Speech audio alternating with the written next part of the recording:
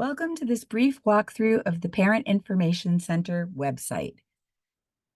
Today, we're going to look at some special education resources on this wonderful, easy-to-use website that offers all sorts of resources for parents, as well as for anyone interested in learning about special education. So first, we're going to start at the picnewhampshire.org website. You can see it up here, picnh.org. And then we're going to move over to the resources section. In the drop-down menu, we'll click on Special Education Resources.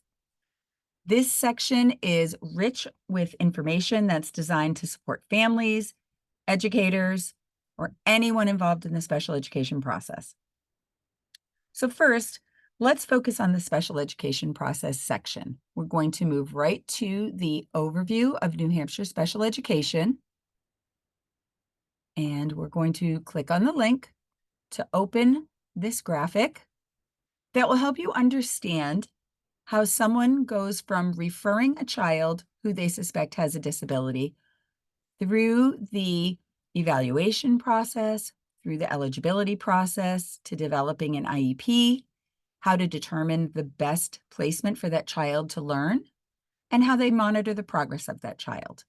This chart is great if you are a new teacher and you want a quick and easy reference sheet to remind you of the steps involved, or if you are taking a course on special education and not need to have something that you can quickly look at to find the details of that process. If we go back, the next place that we're going to look is at the Family Guide to Special Education. So this document is a bit more comprehensive. It's a 16-page guide that is written in easy-to-understand language, so not all that educational jargon that may throw you if you're new to the world of special ed. And it helps families understand that process that we just looked at in the graphic. So as you'll be able to see, it walks you through the basics of what is special education, who is entitled to it. It shows you these steps in the special education process. It talks about referrals and how you move through them. I won't go through the whole guide with you, but this document is user-friendly, easy to use, and I often encourage students to download it and keep it handy, because in most of your teacher preparation courses that deal with special education, you will be looking at a document that talks about the New Hampshire standards for the education of children with disabilities. So when we open this document, you will see this is significantly more comprehensive than the two previous documents we looked at. This document is 242 pages, and what it does is covers all sorts of components, laws, regulations for special education in New Hampshire. It covers things like who comprise the IEP team, what are the rights for the parents, how Child Find works, talking more in depth about referrals and evaluations and IEPs, and it goes on and on and on.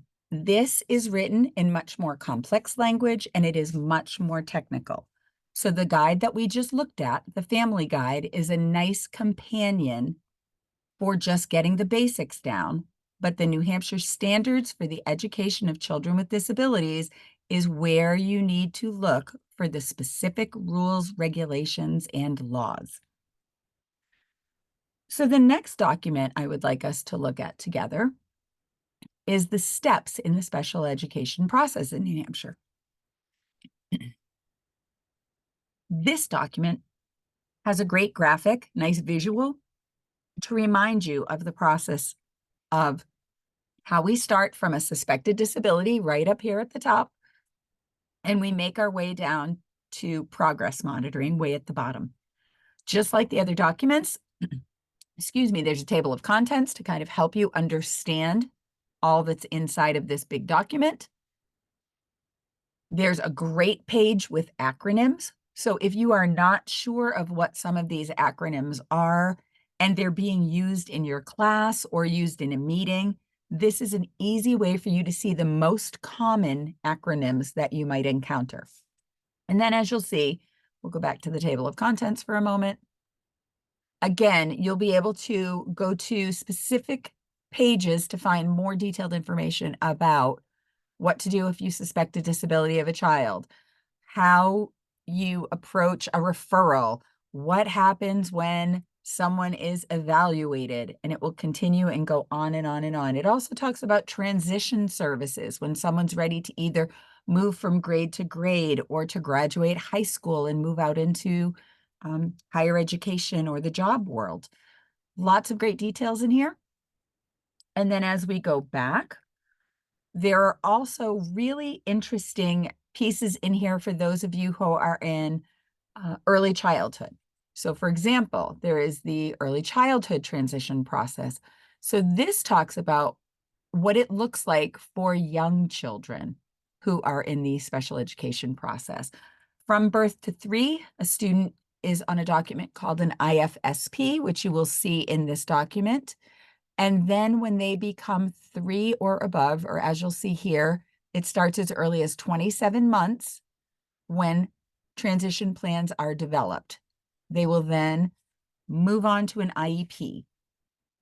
So lots of interesting information here. As we scroll down this great website, we find out that there are some toolkits involved as well. Although these are designed for parents, mainly things like how to organize your child's IEP and keep track of all the paperwork you get and all of those wonderful things, they help with things like how do you plan for life after high school, right? So for students who are transitioning out, again, there are lots of options of where they could go. Some may be living at home and going to a community college. Some may be going away to college and taking some higher ed courses somewhere.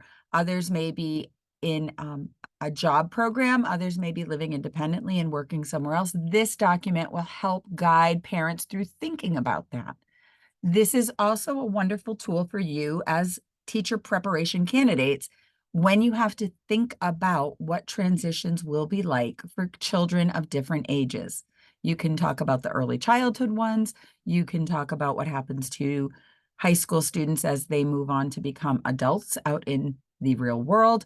And you'll also notice throughout the process and in these documents we've been talking about, there will be transitional considerations for things like changing grade levels, changing schools, or any other types of transitions that need to be thought of.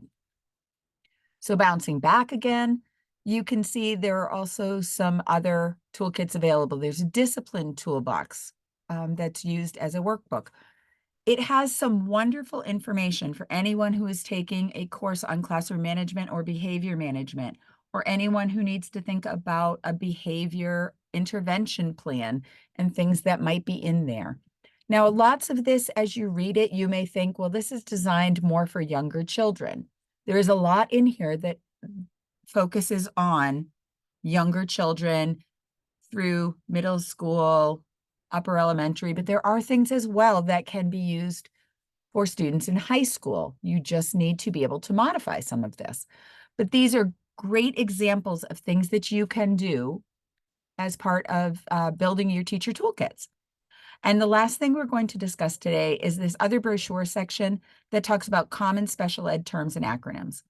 So similar to what we looked at in the original document, this has more than just the acronyms in there. It talks about things like achievement gaps, what achievement tests are, and it goes all the way through. You'll see there's so much. It defines different disabilities. So all of the disability categories that are recognized in New Hampshire will be included in this document.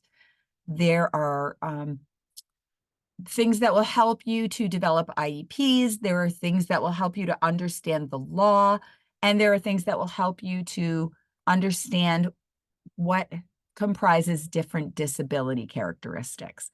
So I hope that this tutorial helped you to see that PIC New Hampshire is really a wonderful free resource that is available for you. As you can see in this resources drop-down menu, there are plenty of other things in here for you to check out.